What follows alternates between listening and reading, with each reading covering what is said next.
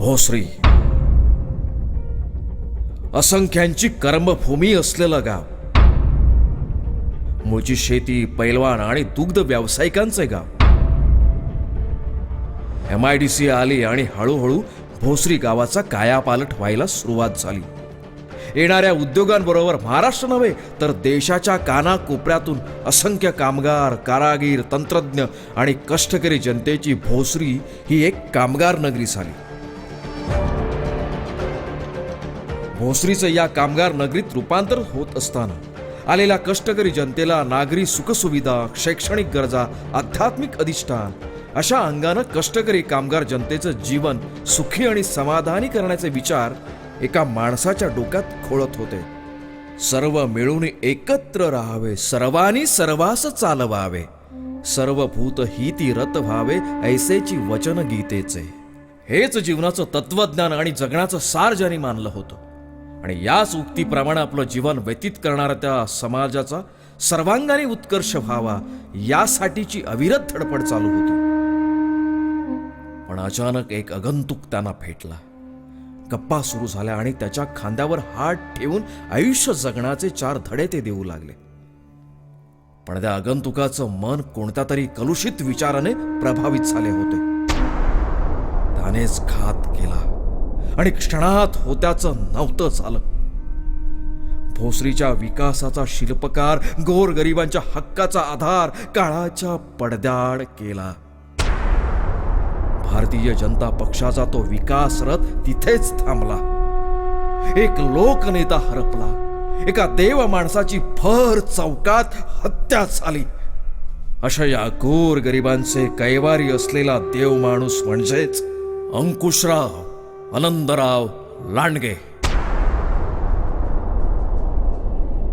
भोसरीतील प्रगतशील शेतकरी व दुग्ध व्यवसायातील अग्रेसर असणाऱ्या भोसरी गावातील सगळ्यात मोठा गोतावळा असणारं लांडगे कुटुंब आणि याच कुटुंबातील कैलासवासी आनंदराव महिपती लांडगे व यमुनाबाई आनंदराव लांडगे या दाम्पत्याच्या घरी दिनांक 3 फेब्रुवारी 1963 रोजी एका युगपुरुषाचा जन्म झाला.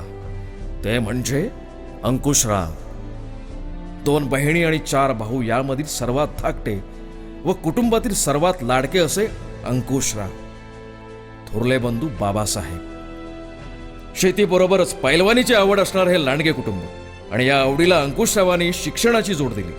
लहानपणापासून शिक्षणात हुशार. शिक्षण हेच जीवनात क्रांती घडू शकतं हे त्यांनी जाणले आणि त्यांच्या उच्च विचारांना त्यांचे थोरले बंधू यांनी निरखलं आणि उच्च शिक्षणासाठी प्रवृत्त केलं.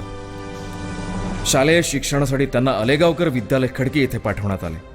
आपले बंधू बाबासाहेबांचा विश्वास सार्थ करत अंकुशराव महाविद्यालयीन शिक्षणासाठी शाहू कॉलेज पर्वती येथे दाखल झाले. पैलवानगी ही तर रक्तातच भिडलेली आणि हा तरुण खानदानी पैलवान तालमीपासून कसा दूर राहणार आणि म्हणूनच पुण्यातील नगरकर तालमीत त्यांनी बलोपासना करण्यास सुरुवात केली. अंकुशरावांची शिक्षणाची घोडदौड चालूच होती आणि त्याचबरोबर थोरले बंधू बाबासाहेब यांनी पिंपरी चिंचवड शहरामध्ये भाजपाची मुहूर्तमेढ रोवली. बाबासाहेबांच्या या राजकीय वाटचालीत त्यांच्या बरोबरीनेच राजकारणातील तरुण कार्यकर्त्यांची फळी उभारण्याचं काम अंकुश भाऊ करीत होते. भाऊने कुशल संघटन व अलौकिक बुद्धिमत्तेच्या जोरावर गावातील समविचारी व समवयस्क तरुणांचं संघटन करण्यास सुरुवात केली. भारतीय जनता पार्टीचा विचार व राष्ट्रीय स्वयंसेवक संघाच्या माध्यमातून तरुणांच्या मनामध्ये राष्ट्रप्रेम जागृत केलं. तरुणांसोबतच लहान मुलांवर सुद्धा संस्कार घडावे. शिवाजी महाराजांची शिकवण, स्वामी विवेकानंदांचे व स्वामी रामदासांचे विचार मुलांच्या मनामध्ये रुजावे आणि यातूनच गावाच्या उन्नतीसाठी भाऊनी गावामध्ये तब्बल 20 ते 22 राष्ट्रीय स्वयंसेवक संघाच्या शाखा स्थापित केल्या व यावर स्वतःच लक्ष देऊ लागले. द्वितीय वर्ष शिक्षित असा हा राष्ट्रीय स्वयंसेवक संघाचा स्वयंसेवक हा तरुणांच्या व लहानांच्या मनातला ताईत होत होता. हे सर्व चालू असतानाच कायद्याचं म्हणजे वकिलीचं शिक्षण पूर्ण करून शिवाजीनगर कोर्टात ॲडव्होकेट श्री निरगुडकर यांच्या सोबत काम करण्याची संधी त्यांना मिळाली. वकिलीचं काम करत असताना समाजाचं खरं रूप त्यांच्या समोर येत होतं आणि त्यांच्या मनाला न पटणाऱ्या खऱ्याचं खोटं आणि खोट्याचं खरं करणारा हा व्यवसाय त्यांना अजिबात रुचला नाही. म्हणून समाजाचं भलं घडवण्यासाठी त्यांनी वकिलीचा व्यवसायाचा त्याग केला. व जीवनाचा संपूर्ण वेळ समाजासाठी देण्याचा निश्चय मनी केला व सुरुवात झाली झंझावती पर्वाची.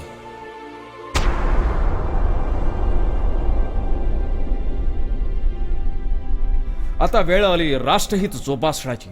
क्षितिजा पलीकडे जाऊन समाज विघातक रूढींची जोखड नष्ट करून समाज घडवण्याची. त्याच काळात संपूर्ण देशात राम जन्मभूमीचं आंदोलनाचं वारं पसरत होतं.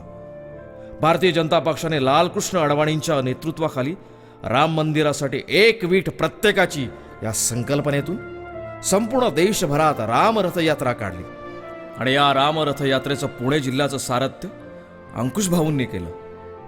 अंकुश भाऊ हे राष्ट्रीय स्वयंसेवक संघ, विश्व हिंदू परिषद व बजरंग दलातील कामगिरी मोठ्या निष्ठेने बजावत असताना मोठे बंधू बाबासाहेब हे भाजपाचा विस्तार पिंपरी चिंचवड शहरात करण्यात व्यस्त होते. नगरपालिकेचं महानगरपालिकेत रूपांतर. पण भोसरी मात्र विकासापासून वंचितच.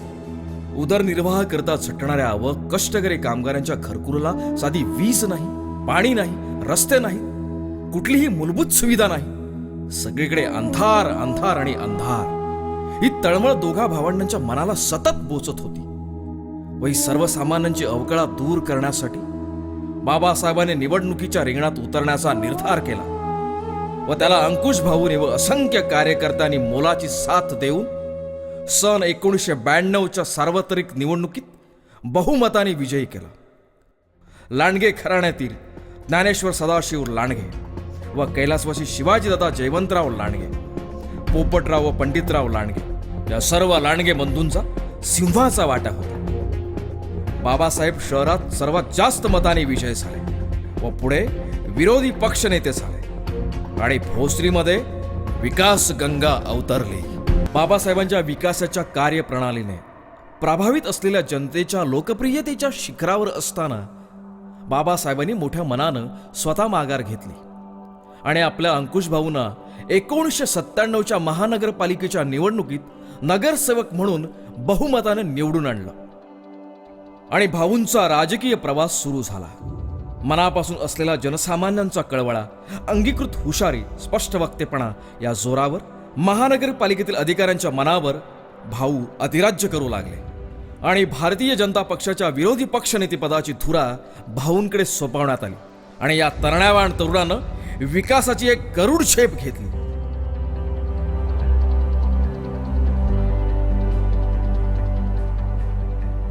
रेड झोन आणि प्राधिकरण हद्दीत त्यावेळी महानगरपालिका विकास कामं करीत नव्हती.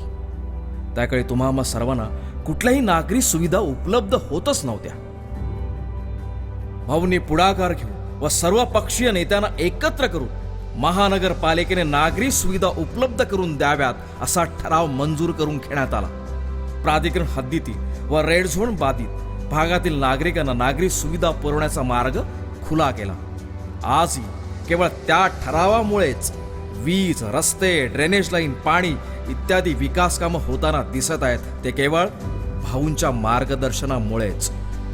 1999च्या लोकसभा निवडणुकीसाठी माननीय अटल बिहारी वाजपेयी व लालकृष्ण अडवाणी यांची भोसरीमध्ये पहिली सभा घेतली. भाजपाचे दिवंगत नेते माननीय गोपीनाथ साहेब मुंडे आणि केंद्रीय वाहतूक मंत्री गडकरी साहेब यांच्याशी त्यांचे कौटुंबिक आणि जिव्हाळ्याचे संबंध होते. भारतीय जनता पक्षाचे प्रमुख वक्ते कैलासवासी प्रमोद महाजन यांचं ओजस्वी वक्तृत्वही त्यांच्यामुळेच भोसरीकरांना अनुभवता आलं. त्यांचा अध्यात्माशी अत्यंत जवळून संबंध आला होता. जगद्गुरू संत तुकाराम महाराज व ज्ञानेश्वर माऊली यांच्या अनुक्रमे ज्ञानेश्वरी व गाथा या ग्रंथाचा त्यांनी अभ्यास केला होता. दासोबोध व ग्रामगीता हे त्यांच्या रोजच्या वाचनात असत. त्यामुळेच त्यांनी अत्यंत पवित्र अशा ध्यानधारणा साधना मंदिराची भोसरीच्या तलावामध्ये निर्मिती केली होती. भोसरीमध्ये वेगानं शहरीकरण होत असलं तरी येथील गावपणीचे साक्ष देणाऱ्या सुसज्ज बैलगाडा घाटाची निर्मिती केली.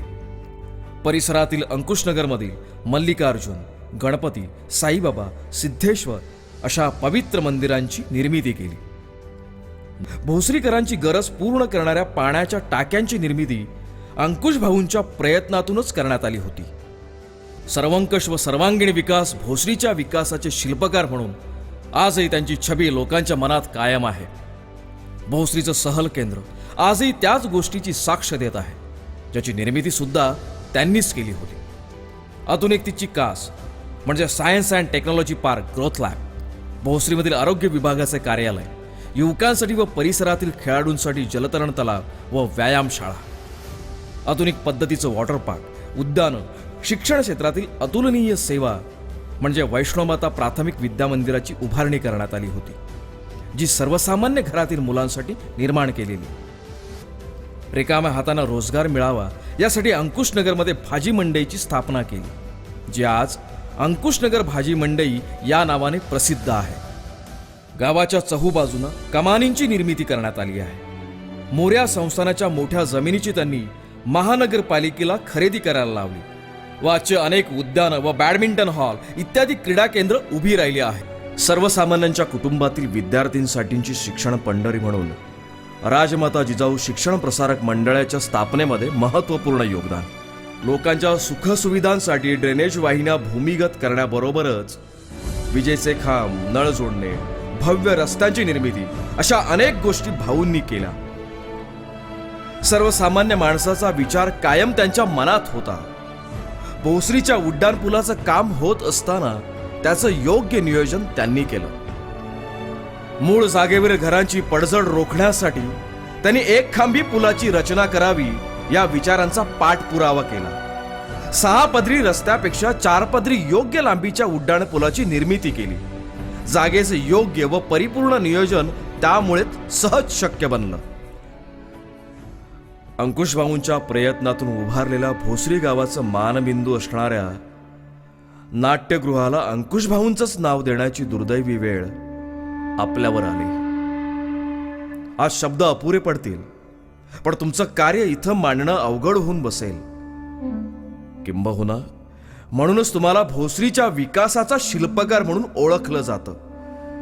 नियतीने भलेही घात केला असेल, परंतु तरी आज या सबंध कामातून तुम्ही आमच्याबरोबर सतत आहात हे जाणवतं. राखावी बहुतांची अंतरे, भाग्य येते तदनंतरे. या समर्थ रामदासांच्या दासबोधातील शिकवणीने आपले पूर्ण आयुष्य फक्त समाजाच्या भल्यासाठी अर्पण करणाऱ्या या पुण्यात्म्यास भावपूर्ण श्रद्धांजली.